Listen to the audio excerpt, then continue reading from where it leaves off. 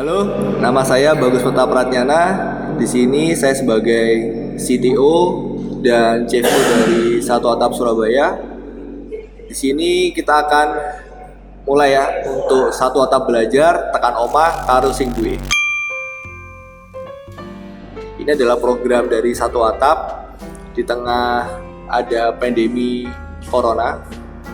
Jadi kita membuat sebuah program untuk menemani kamu-kamu yang sedang di rumah. Jadi biar nggak mager ya. Pada Satu Atap belajar kali ini temanya adalah pentingnya digitalisasi pada usaha Anda. Nah, jadi saya akan mendeskripsikan pertama-tama tentang industri 4.0. Udah tahu nggak sih industri 4.0 apa? Nah, mungkin pasti teman-teman di sini udah banyak yang mendengar, tapi kadang-kala nggak tahu nih maksudnya apa. Jadi saya kasih tahu simpelnya aja.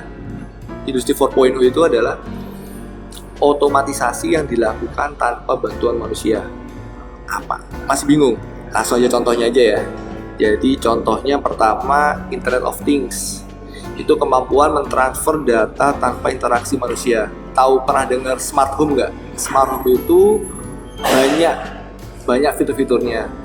Contohnya paling gampang, sistem bisa mematikan lampu ketika pagi hari. Jadi sistem udah tahu nih mataharinya udah terbit, langsung sistem mematikan semua lampu yang ada sehingga listrik kamu jadinya hemat. Dan masih banyak lagi sih. Kemudian yang kedua ada cloud computing, itu server di awan. Jadi kita udah nggak mikirin lagi nih pengadaan server yang nilainya sampai puluhan bahkan sampai ratusan. Kita sudah bisa mengorder server dengan kebutuhan dan budget yang kita punya. Kemudian sistem integration, ini kalau bahasa bekennya sih ERP, Enterprise Resource Planning, di mana sistem ini menggabungkan, mengintegrasikan beberapa modul, misal finance, gabungan dan purchasing, kemudian HRD, sehingga masing-masing departemen datanya terintegrasi jadi satu. Nggak ada double input, nggak ada beda data, dan tentunya manajemen bisa dengan cepat tahu misalnya profit saya hari ini berapa, pengeluaran kita hari ini berapa, dan ya seperti itulah. Kemudian artificial intelligence, kecerdasan buatan. Jadi dengan AI ini kita bisa mengambil keputusan dengan secara otomatis. Jadi misalnya dalam beberapa bulan ini yang mencari di website kita itu produknya apa aja sih, seperti itu. Kemudian nanti akan membuat keputusan, sistem akan membuat keputusan, oh yang harus dipromo yang ini aja. Kenapa? Gara-gara kurang laku. Atau mungkin stoknya yang harus diperbanyak adalah yang barang-barang yang ini, karena ini trennya meningkat. Jadi sistem secara otomatis sudah ngambil keputusan seperti itu tanpa adanya campur tangan dari manusia. Kemudian augmented reality. Jadi biasanya teman-teman di sini pernah kan lihat di mall-mall atau dimanapun itu ada yang pakai kacamata yang sudah dimodifikasi seperti itu, dia gerak-gerak sendiri. Nah, benernya mereka melihat sebuah 2 dimensi dan 3 dimensi yang seperti nyata di situ. Jadi itu kebutuhannya untuk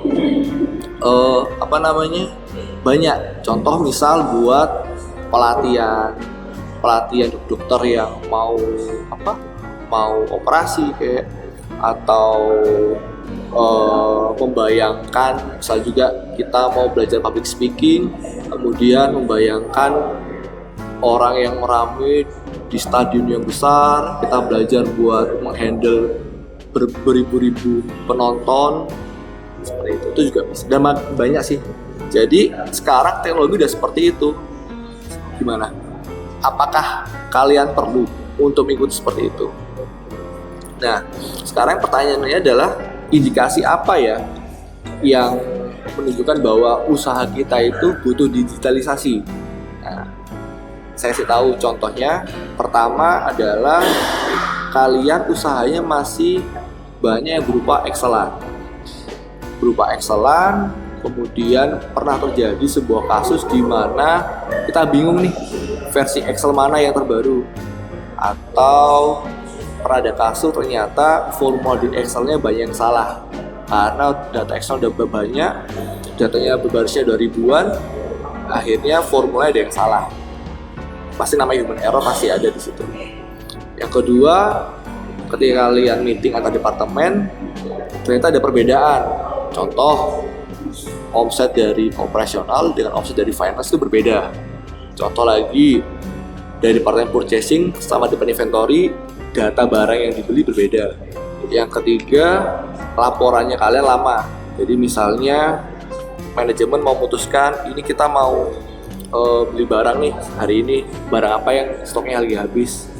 Nah, ternyata butuh waktu lama untuk sekedar tahu kira-kira stoknya apa aja sih yang akan habis.